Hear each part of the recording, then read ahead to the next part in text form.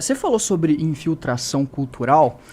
Como exatamente acontece isso? Ela vem pela academia ou vem também pela mídia?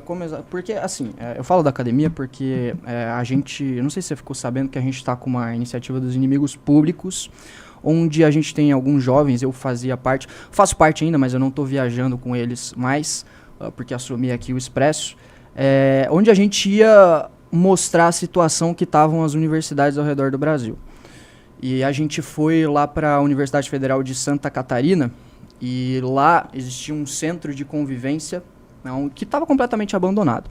E lá pichações mais diversas de anarquismo, de socialismo e etc, etc, etc. A gente foi lá mostrar e simplesmente um grupo anarquista que era da universidade, que fazia parte, a gente não sabe ainda quem são as pessoas, está sendo investigado pela polícia, mas que teoricamente tinha alguma relação com movimentos de esquerda da universidade, lá da UFSC.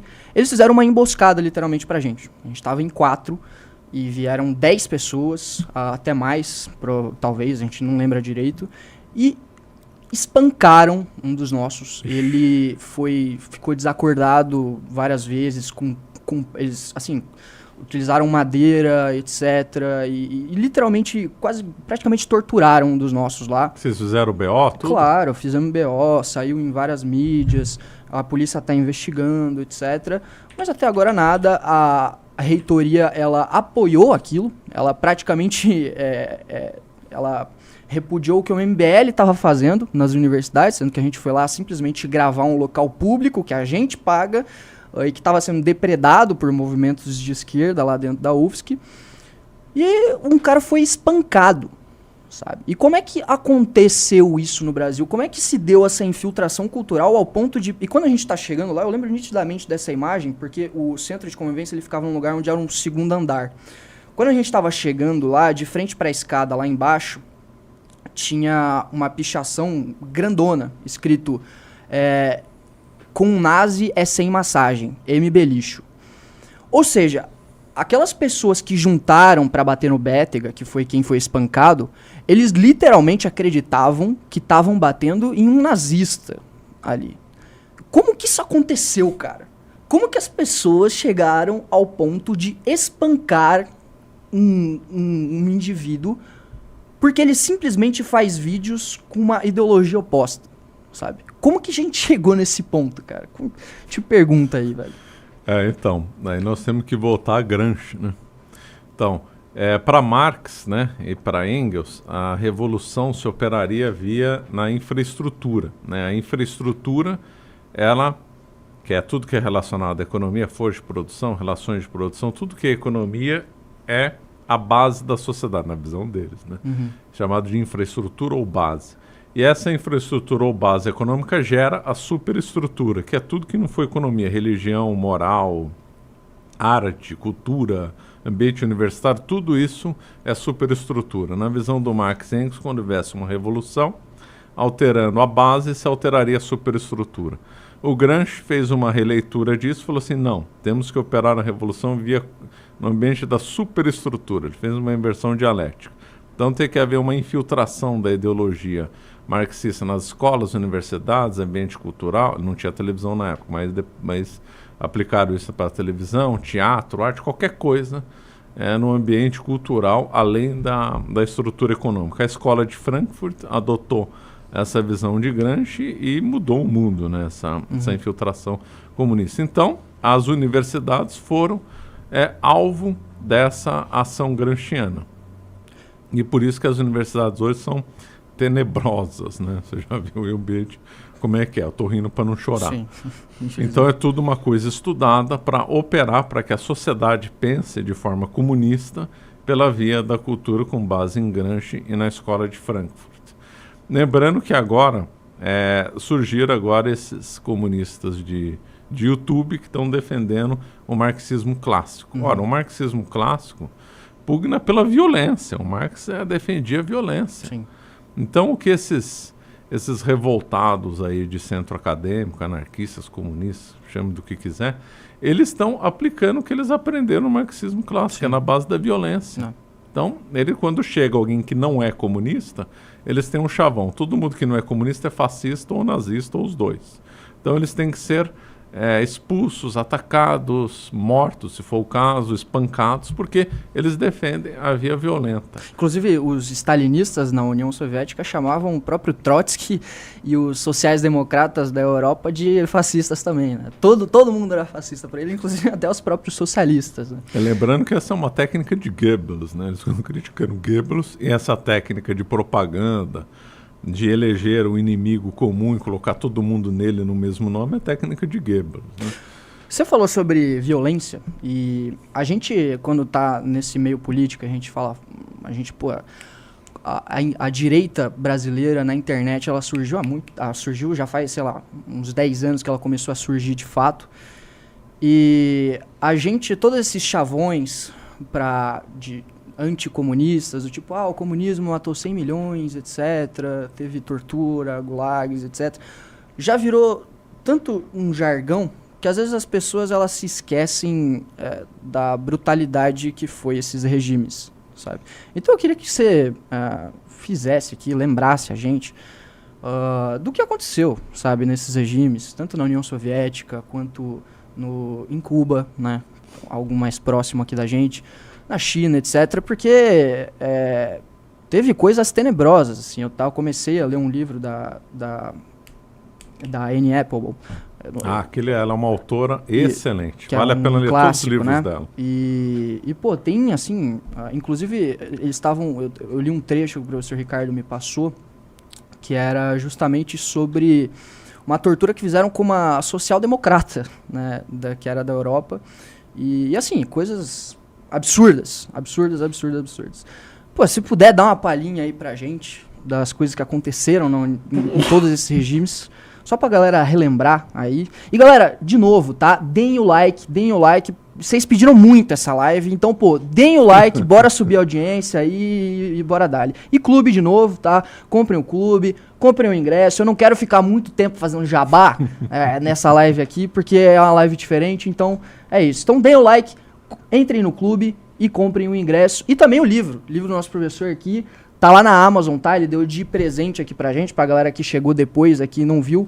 Ele soltou o livro ontem, lançou o livro ontem, tá lá na Amazon. Comprem, tá? Comprem, que eu vou começar a ler hoje já, inclusive.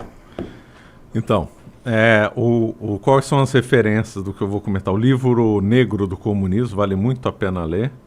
E na China vale muito a pena ler os livros do Frank de Coulter, que ele é um grande estudioso sobre isso. Estou com base nesse, na Anne Applebaum, e outros também. O que nós sabemos, então? O Lenin, então, que iniciou a aplicação do marxismo na prática. E ele leu Marx, entendeu que tinha que partir para a violência. O Marx era violento, defendeu expressamente a violência. Então o Lenin aplicou, de fato, isso, a violência mesmo. Uhum. Então ele instalou lá a polícia secreta, que depois vai gerar na KGB, teve vários nomes, né? NKVD, OGPU e tal. Então, ele instalou então a polícia secreta, instalou perseguição contra os anticomunistas, ódio à religião. Então, padres foram mortos na Revolução Russa, igrejas foram demolidas, só que aí se instalou o chamado comunismo de guerra, a Rússia entrou em guerra civil, e o Lenin percebeu que o comunismo de guerra fracassou. Essa é uma coisa que os comunistas não gostam de comentar, né? Ele teve que dar um passo atrás, fazer a NEP, nova política econômica, deu um passo atrás e permitiu a abertura de mercado e permitiu investimentos estrangeiros também. Um americano fez grandes investimentos lá na época do Marx, do Lenin, chamado Hammer.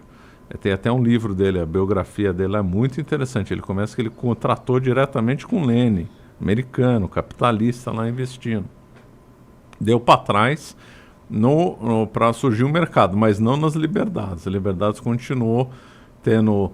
os opositores ou eram assassinados sumariamente ou iam para o Gulag. Aí veio o demônio do Stalin, conseguia ser pior que o Lenin.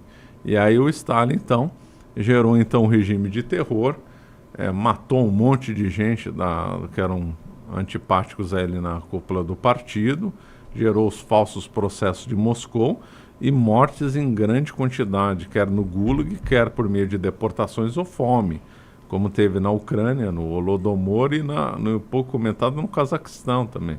Teve fome. Então, povos como do Cáucaso, do Báltico, da Ucrânia, sofreram muito com deportações. Imagina só alguém que sai do Báltico, ser enviado para as estepes no Cazaquistão ou para a Sibéria, vai morrer. Não tem jeito.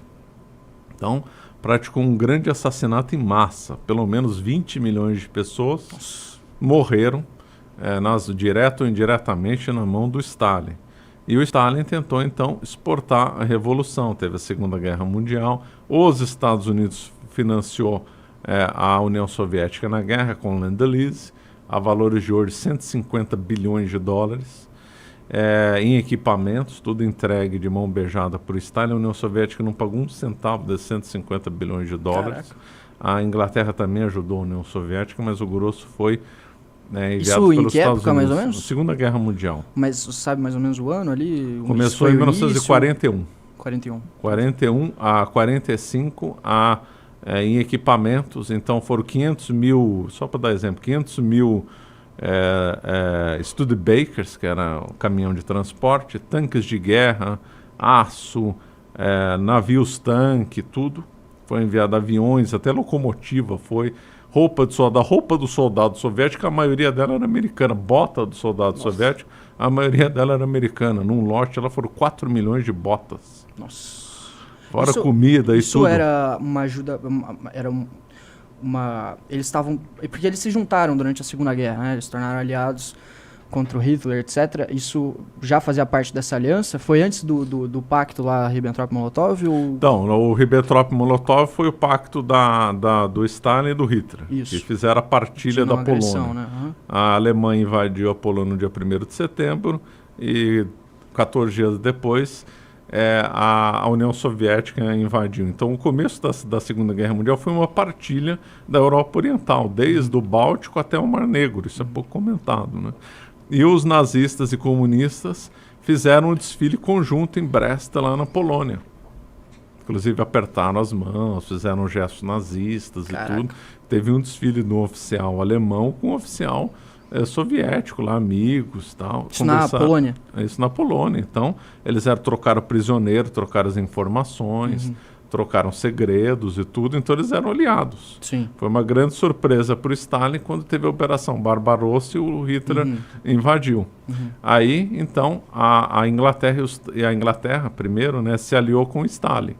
Começou a já ajudar a União Soviética. Depois tivemos Pearl Harbor, no final de 1941, e os Estados Unidos, então, aderiu à aliança com a Inglaterra e com o Stalin. Era a reunião entre eles, chamada Reunião dos Três Grandes. Nesse contexto é que veio o Lend-Lease, que foi da maior ajuda militar da história da humanidade até aquela data, e que os Estados Unidos não cobrou um centavo. Que ajudas enormes do Stalin, deixaram a União Soviética chegar em Berlim antes, fizeram um monte de manobras de atraso. Não dá para contar os detalhes aqui. E aí, ou seja, traduzindo em miúdos, entregaram a Europa Oriental de mão beijada para o Stalin. Entendi. E aí o Stalin instalou governos fantoches na Polônia, Alemanha Oriental, Hungria, Tchecoslováquia, transformando tudo aquilo lá em estados satélites da União Soviética, onde havia perseguição religiosa, massacres, prisões arbitrárias. Se formou Stasi, que era a política secreta da Alemanha Oriental, a política secreta mais eficiente do mundo.